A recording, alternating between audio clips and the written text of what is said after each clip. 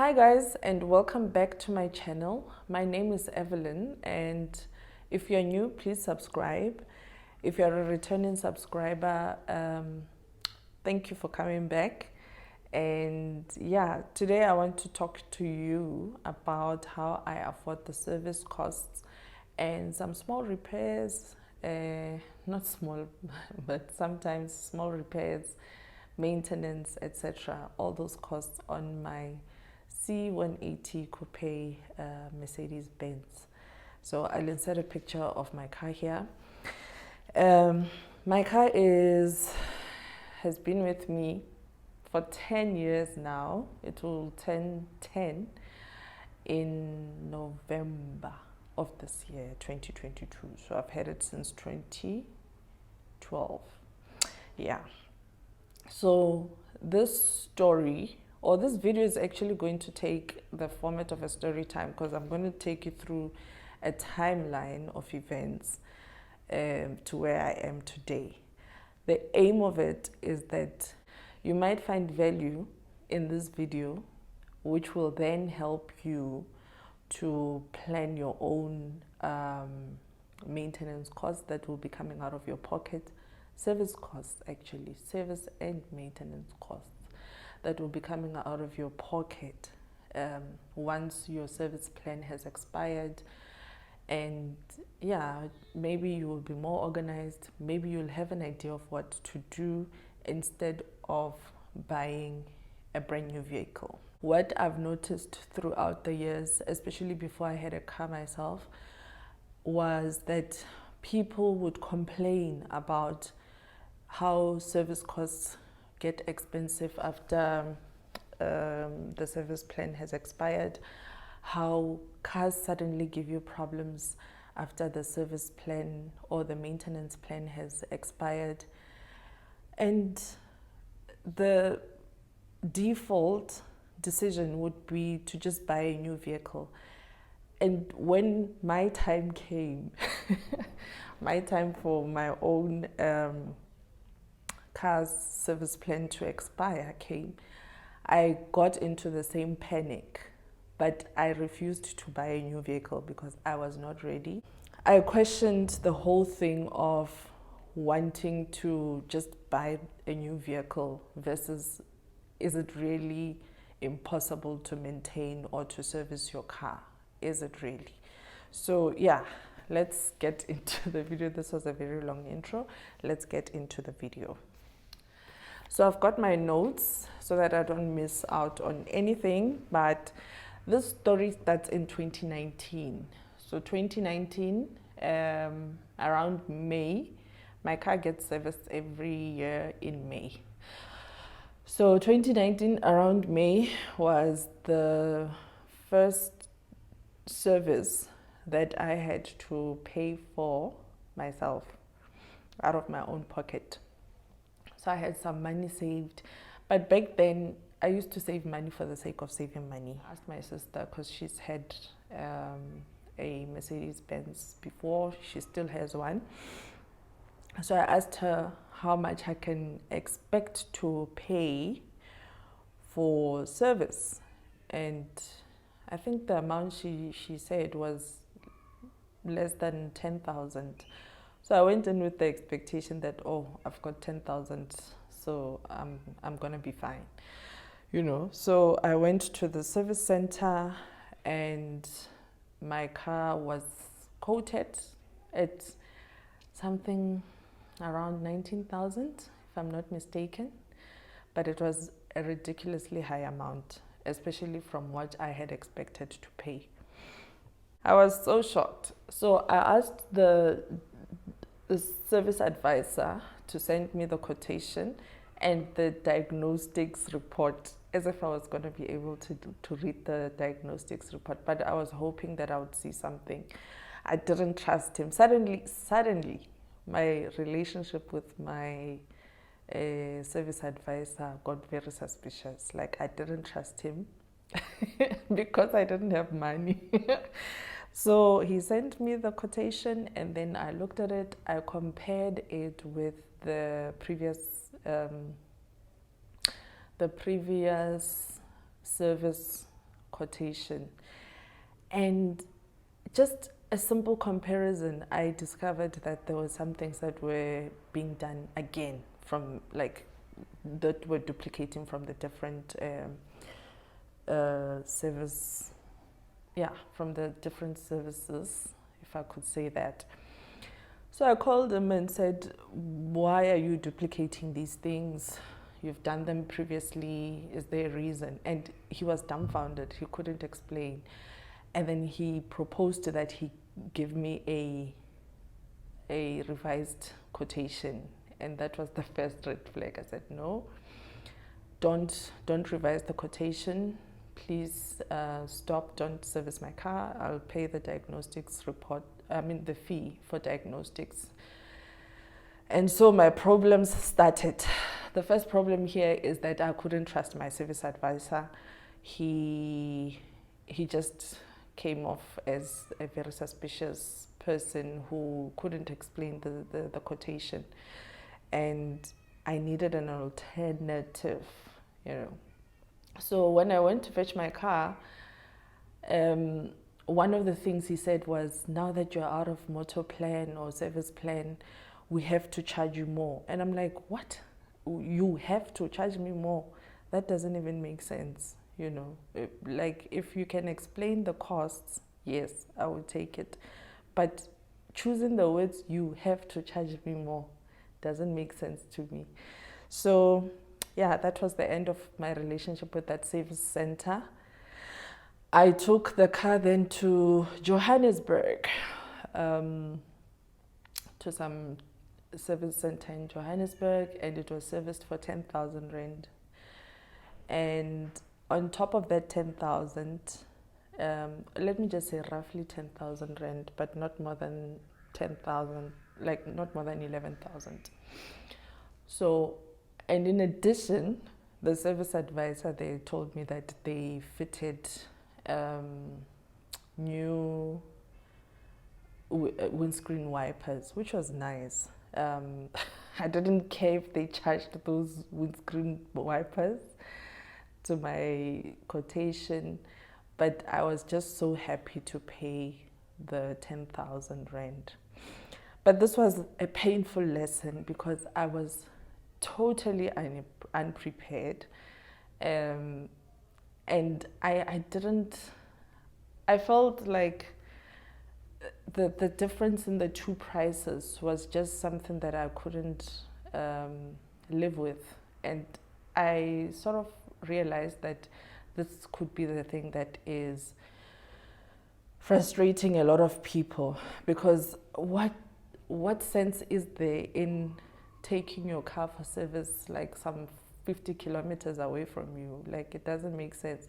And then when you question some costs or a quotation, you're told that you have to be charged more. It didn't make sense.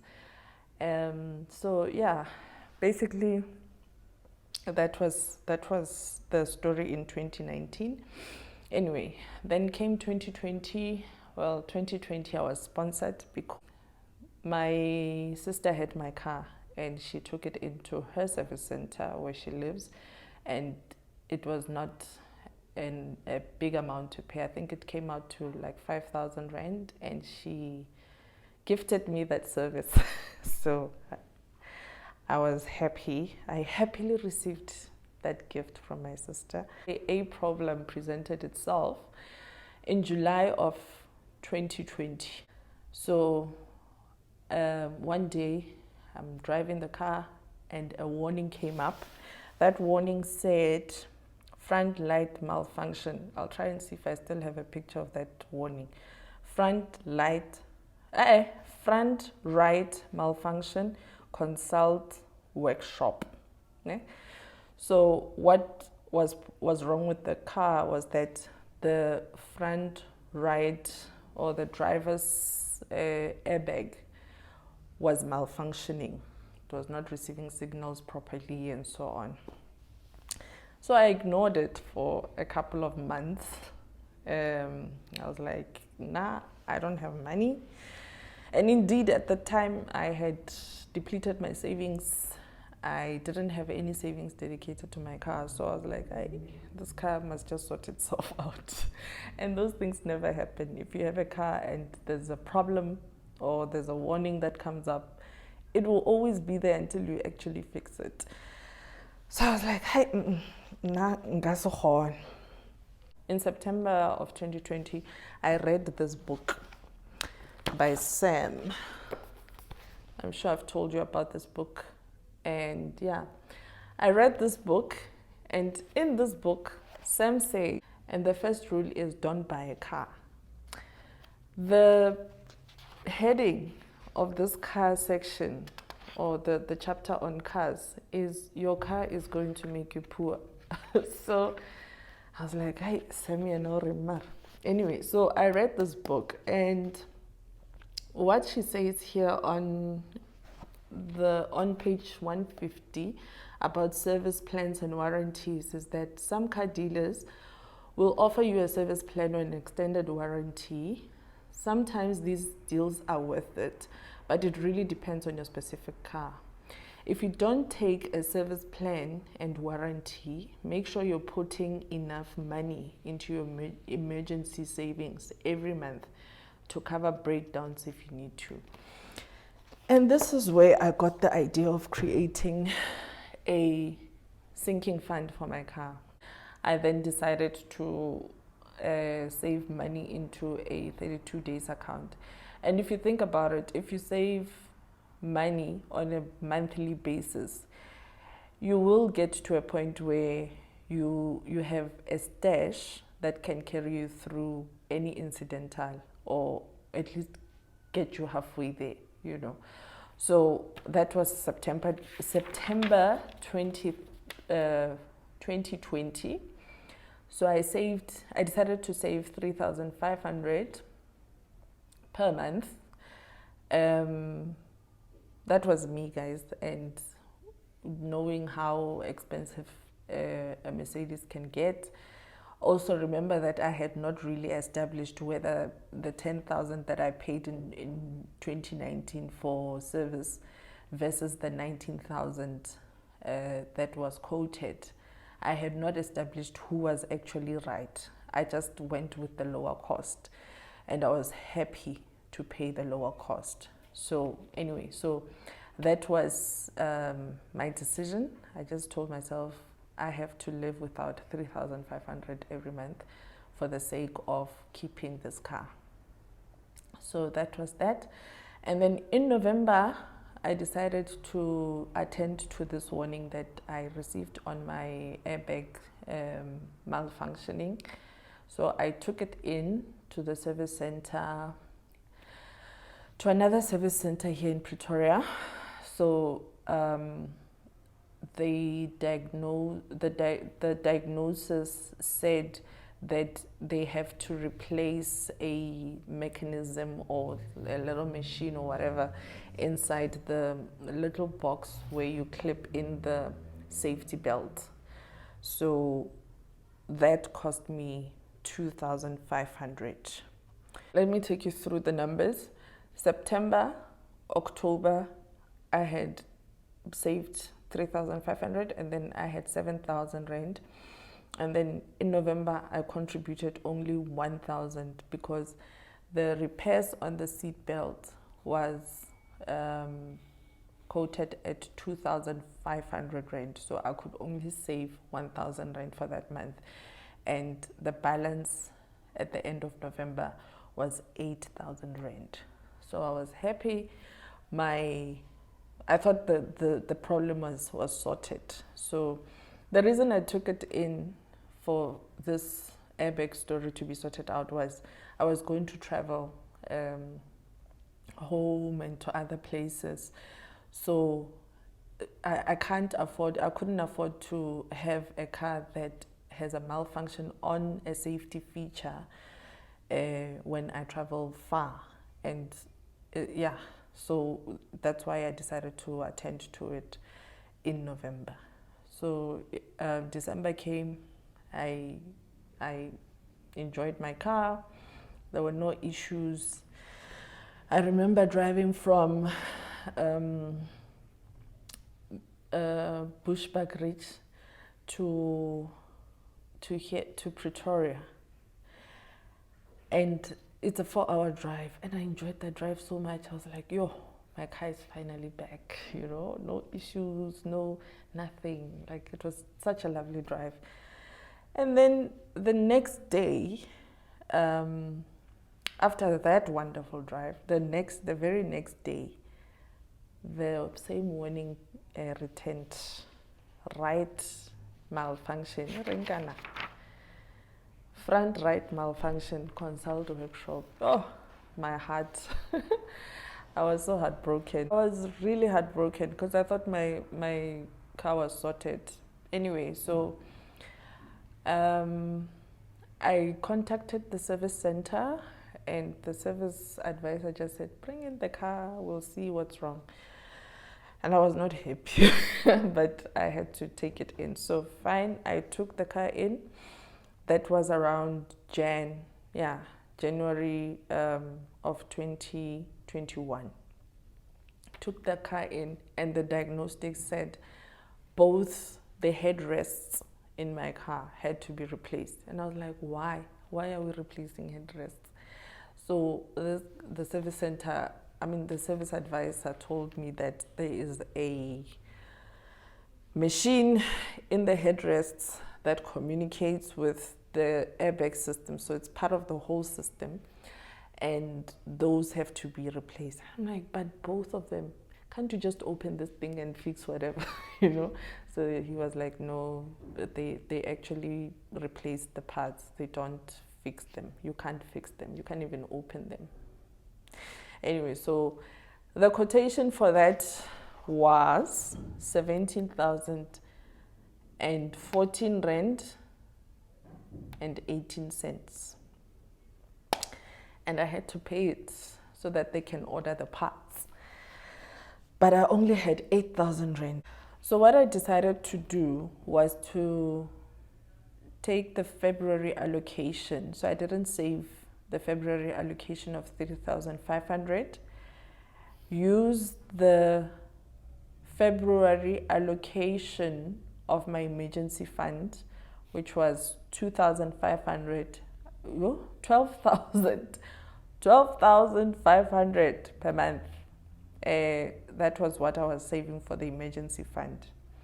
So instead of saving for the emergency fund that month in February 2021, I used it for the car, for the repairs. And then I added my own cash, 1,014 rand, 18 cents. So that's how I met the repairs cost. Remember, this is not service, it's repairs. So I paid the 17,014 rand, 18 cents in that way. So I still maintained my balance of 8,000 rand that I had in the 32 days account for my sinking fund. I hope you guys are following. The parts were ordered and repairs were done. Fine. Then March, April, May. Remember, I said my car gets serviced every year in May. So I had 3 months to come up with whatever amount that I will be quoted when I take in the car. So I saved the normal 3,500 between March, April, and May. So when I took the car in, before I took the car in, I asked the service advisor to just give me an indication of how much my service would be. I think, I forgot what service it was, whether it was major or minor service. They have codes for them. I forgot. And these are the things that if you decide to keep a car, you need to remember, because then at least you can plan for them. Anyway, so I asked my service advisor, and he said, something around 12,500. And I'm like, okay. So the car was serviced for 14,023 rand. And I was relieved, because for the first time I didn't panic when the quotation came. I was like, yes, I have the money. Where do I swipe? So yeah, that was one service that I was happy to pay for, and I was so relieved that I had planned well in advance. By the end of May, I was left with about 4,400 rand. My car was back to its normal self, so I thought. So at the end of May and beginning of June, I don't remember which one it was exactly, that same warning came back. And this time I was irritated because it had been serviced. I had paid so much for headrests, new headrests, because I thought this would be the parts that actually resolved the problem. So what was it? And I hated this whole thing of the same problem presenting itself after different things have been done. I think that's what irritates a lot of people, and that's what people mean when they say once cars are 5 years old or are out of the maintenance plan or service plan, they start giving you issues, because the same problem would present itself more than once. But I took the car in, and then the service advisor said, there is a battery that needed to be changed. And I was like, whoa. My battery had been changed in 2019 after 7 years of service in this car. And I made sure that I buy the same model battery that was fitted when the car was new. So there's no way it's the battery. He said, no, your car has two batteries. The main one, the main big one, which you bought and after 7 years, and a small one, which is also responsible for like smaller systems in the car. I was like, oh, okay. So how much are you going to quote me for this small battery of yours? The quotation came up to 5,000, and I was like, no, I can't. I'm tired. I only have 4,000 in my car sinking fund. If this car wants to sink me, it will sink in the parking bay. I don't mind. So anyway, I went to Battery Center instead, and they quoted me 900 for the battery, for a generic battery, not the original Mercedes part, for a generic battery as well as labor. I couldn't believe it. Yeah, the moral of the story is, you know that you are going to need to service your car. Just like you know that your petrol will run out, your car is going to need service. So do not let this catch you unprepared. These are my lessons, but I'm sharing them with you guys because I love you so much. But I'm hoping that you will get value out of this, right? So that's that.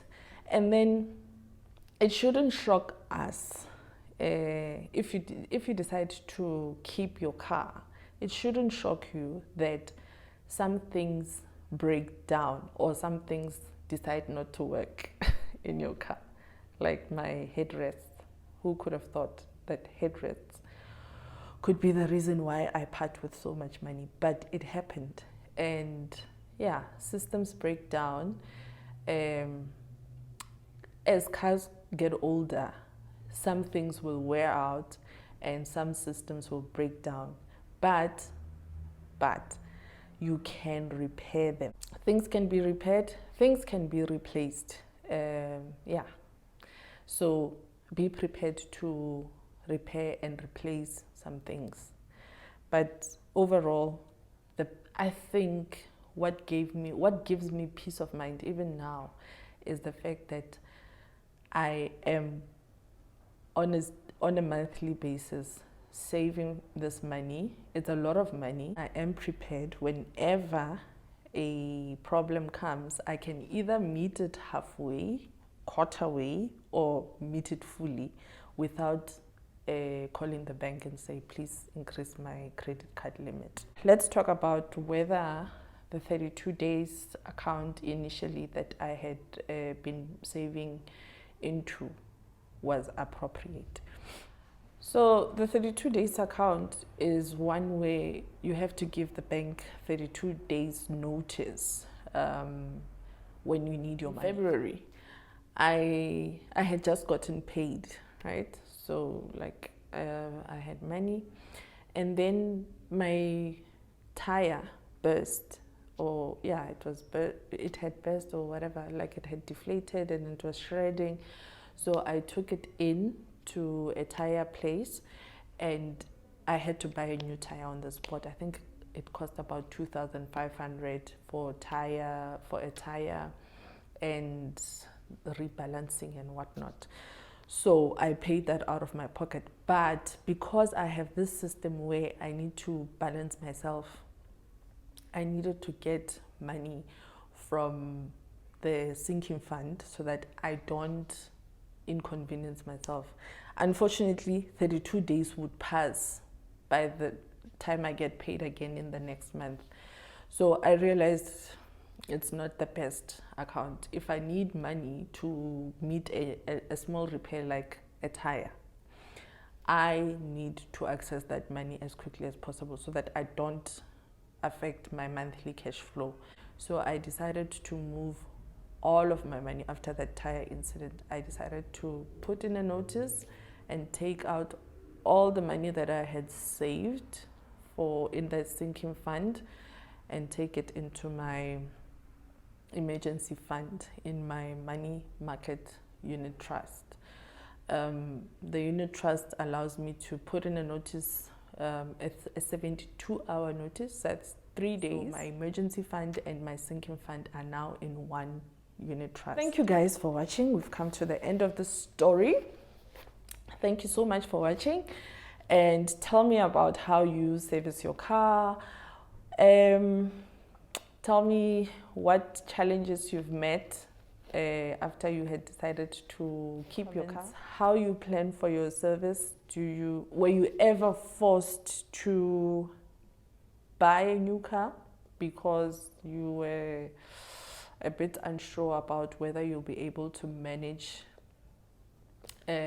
your car? Will you consider a sinking fund if you don't have one? If you find value in this video, please share it with your friends, and let's get to 1,000 subscribers. The latest numbers on this channel is, well, as I'm recording this video, is 605 subscribers. So exciting. And yeah, help me to get to 1,000 subscribers.